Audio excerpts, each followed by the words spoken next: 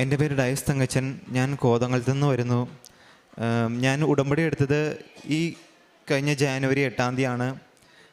ഞാൻ 2022 ഡിഗ്രി പാസ്സായൊരു വിദ്യാർത്ഥിയാണ്. അതിനുശേഷം ഞാൻ IELTS-ന് പോയി. പിന്നീട് IELTS പാസ്സായെങ്കിലും എനിക്കൊരു തീരുമാനം എടുക്കാൻ പറ്റുന്നുണ്ടായില്ല.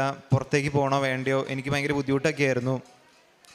അതിനുശേഷം ഞാൻ ഒരു തീരുമാനം എടുത്ത് പുറത്തേക്ക് തന്നെ പോകാമെന്ന് വെച്ചു. എന്നാൽ അതിനുശേഷവും കുറേ ബുദ്ധിമുട്ടുകളും കുറേ തടസ്സങ്ങളൊക്കെ ഉണ്ടായി. അങ്ങനെ ഞാൻ ഒരു ഏജൻസിയെ സമീപിച്ചു. ഞാനാദ്യം തന്നെ ചെയ്യാമെന്നാണ് വിചാരിച്ചത്, പുറത്തേക്കുള്ള ആപ്ലിക്കേഷനൊക്കെ. പക്ഷേ എന്നെക്കൊണ്ടത് പറ്റിയില്ല. പിന്നീട് ഒരു ഏജൻസിനെ സമീപിച്ചെങ്കിലും ഞാൻ ജർമ്മനി ആയിരുന്നു നോക്കുന്നുണ്ടായേ. അപ്പോൾ അവരെ കൊണ്ട് അഡ്മിഷൻ ക്ലോസ് ആയി, അത് പറ്റില്ല, വേറെ കൺട്രി നോക്കാം എന്നവർ പറഞ്ഞു. എങ്കിലും എൻ്റെ മനസ്സിൽ ജർമ്മനി തന്നെ പോയി പഠിക്കണം, പബ്ലിക് യൂണിവേഴ്സിറ്റി പഠിക്കണം എന്നായിരുന്നു ആഗ്രഹം. അങ്ങനെ ഞാൻ വേറൊരു ഏജൻസി പോയപ്പോഴും അവർ പറഞ്ഞു IELTS ഒന്നുകൂടെ എഴുതണം. ഇപ്പോൾ ജർമ്മനിക്ക് ആദ്യത്തെ IELTS പറ്റത്തില്ല, അതിൻ്റെ കാലാവധി 1 വർഷമാക്കി. അങ്ങനെ ഞാൻ രണ്ടാമത് IELTS എഴുതി. അപ്പം ഞാൻ IELTS-ൻ്റെ റിസൾട്ട് വരാറായി. ഇപ്പം ഞാൻ മാതാവിൻ്റെ അടുത്ത് പ്രാർത്ഥിച്ചു, മാതാവേ, ഞാൻ റിസൾട്ട് വന്നതിന് മുമ്പ് കൃപാസനത്തിൽ വന്ന് പ്രാർത്ഥിച്ചോളാമെന്ന് ഞാൻ പറഞ്ഞിട്ടുണ്ടായുള്ളൂ. പക്ഷേ എനിക്ക് വരാൻ പറ്റിയില്ല. അങ്ങനെ എൻ്റെ റിസൾട്ട് വന്നു. അങ്ങനെ എനിക്ക് ഓരോന്നിന് 5.5 ആയിപ്പോയി. അപ്പോൾ എനിക്ക് ഭയങ്കര വിഷമമായി. ഇനി എന്ത് ചെയ്യും? ഇങ്ങനെ പറയുകയും ചെയ്തു. ഇനി എനിക്കധികം സമയമില്ല, ഒരു 10-15 ദിവസം കൂടെ, അല്ല, ഒരു 10 ദിവസം കൂടെ എനിക്കിനി സമയമുള്ളൂ. അതിനുള്ളിൽ എനിക്ക് IELTS-ൻ്റെ ഇത് കൊടുക്കുകയും വേണം. അങ്ങനെ ഇരുന്നപ്പോഴാണ് എൻ്റെ വീടിൻ്റെ അടുത്തൊരു ചേച്ചി, സിനി എന്നാണ് ചേച്ചിയുടെ പേര്. ചേച്ചി പറഞ്ഞു, നീ കൃപാസനത്തിൽ പോകാമെന്ന് എന്തായാലും വെച്ചതല്ലേ, നീ എന്തായാലും പൊക്കോ, ഇപ്പോൾ ഞങ്ങളും വരാം. അങ്ങനെ ഞാനും അവരെല്ലാവരും, വീടിൻ്റെ അടുത്തുള്ള ചേച്ചിയും അവർ ഫാമിലി ഫുള്ളും, ഞാനും അമ്മയും അനിയത്തിയും ഇവിടെ വന്ന് പ്രാർത്ഥിച്ചു. അങ്ങനെ ഞങ്ങൾ ഉടമ്പടി എടുത്തു. ഉടമ്പടി എടുത്തു കഴിഞ്ഞപ്പോൾ എനിക്കപ്പോഴും അറിയില്ല. കാരണം എന്താ പറയുക, IELTS-നും മാർക്ക് കുറഞ്ഞു പോയി. ഞാൻ ഏജൻസിക്ക് കൊടുത്തു, എങ്കിൽ കൂടിയും എനിക്കൊരു ഉറപ്പുണ്ടായില്ല. അങ്ങനെ ഞാൻ പ്രാർത്ഥിച്ചു. എല്ലാ ദിവസവും മാതാവിൻ്റെ അടുത്ത് ഞാൻ പ്രാർത്ഥിച്ചു, രാവിലെയും വൈകുന്നേരവും മത്സ്യ പ്രാർത്ഥനയും പ്രാർത്ഥനയും എല്ലാം ചൊല്ലി പ്രാർത്ഥിച്ചു. അങ്ങനെ എനിക്ക് ഫെബ്രുവരി ലാസ്റ്റായപ്പോൾ എനിക്ക് ഓഫർ ലെറ്റർ വന്നു. എനിക്ക് പബ്ലിക് യൂണിവേഴ്സിറ്റിയിൽ അഡ്മിഷൻ കിട്ടി.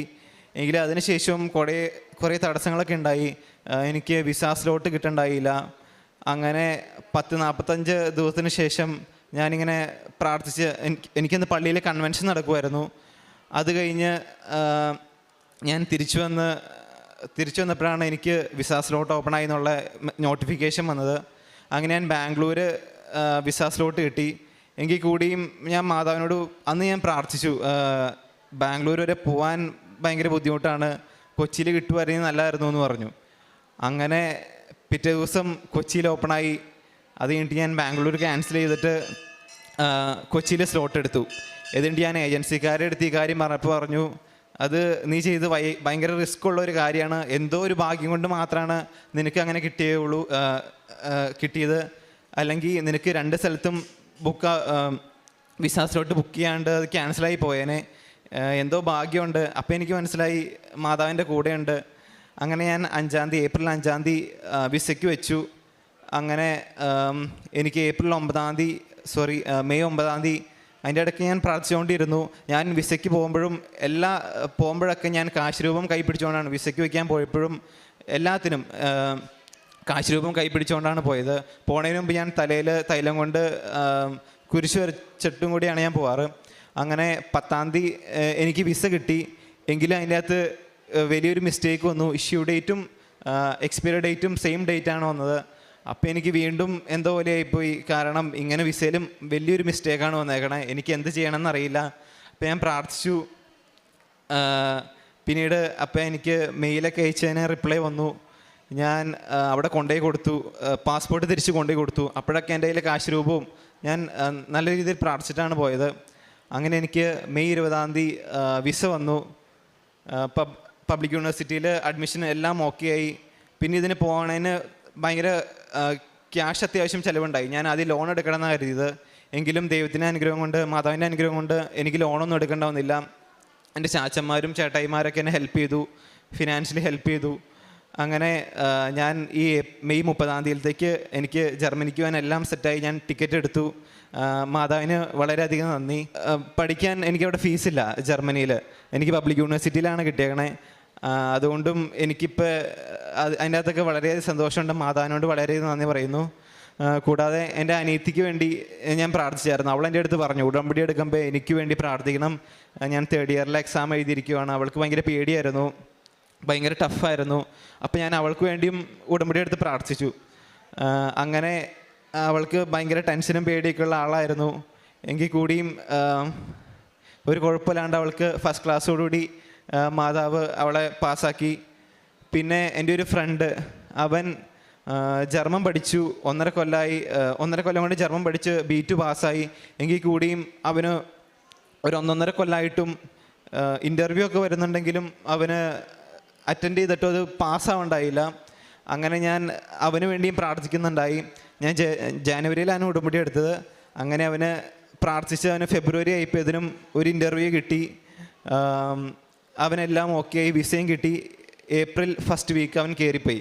അതും ഞാൻ മാതാവിൻ്റെ ഒരു വലിയ അനുഗ്രഹം കൊണ്ട് അവൻ അങ്ങനെ പോയെന്ന് ഞാൻ വിശ്വസിക്കുന്നു. കാരണം അവൻ 1.5 കൊല്ലത്തോളം ഒരു ഇൻ്റർവ്യൂ പോലും കിട്ടാണ്ട് ഭയങ്കര ബുദ്ധിമുട്ടി വിഷമിച്ചിരിക്കുമായിരുന്നു. എൻ്റെ ബെസ്റ്റ് ഫ്രണ്ടാണ്. അങ്ങനെയൊക്കെ മാതാവ് എന്നെയും എൻ്റെ കൂട്ടുകാരെയും എൻ്റെ കുടുംബത്തിലുള്ള എല്ലാവരെയും അനുഗ്രഹിക്കുന്നുണ്ട്, ഇപ്പോഴും അനുഗ്രഹിക്കുന്നു എന്ന് ഞാൻ വിശ്വസിക്കുന്നു. പിന്നെ ഞാൻ ഇവിടെ ഉടമ്പടി എടുത്തപ്പോൾ എനിക്ക് ഏറ്റവും വലിയ ബുദ്ധിമുട്ടായിട്ട് തോന്നിയത് രാവിലെ എണീച്ച് മധ്യസ്ഥ പ്രാർത്ഥന ചെല്ലണമെന്ന് ഓർത്തപ്പോഴാണ്. കാരണം എനിക്ക് രാവിലെ എണീക്കാൻ ഭയങ്കര മടിയുള്ള വ്യക്തിയാണ്. പള്ളിയിൽ പോവാനും പള്ളിയിലൊക്കെ പോവും, നല്ല വിശ്വാസമൊക്കെ എങ്കിൽ കൂടിയും അതിന് ഞാൻ അങ്ങനെ മെനക്കെടാറില്ലാത്ത വ്യക്തിയായിരുന്നു.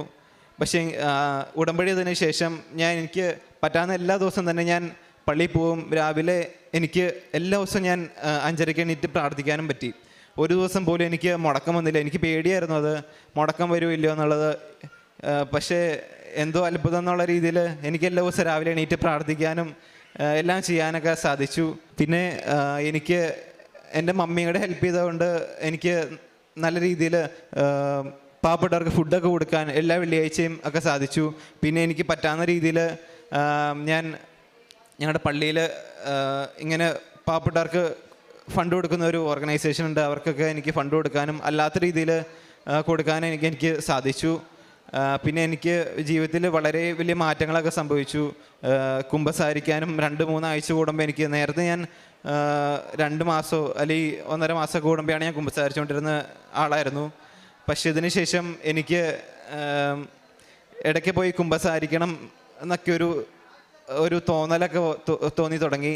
പിന്നെ എൻ്റെ ജീവിതത്തിലെ പാപങ്ങളൊക്കെ പയ്യെ മാറി തുടങ്ങി. ഇത്രയൊക്കെ എൻ്റെ ജീവിതത്തിൽ ചെയ്തു തന്ന മാതാവിനും ഈശോയ്ക്കും കൃപാസന മാതാവിനും വളരെയധികം നന്ദി.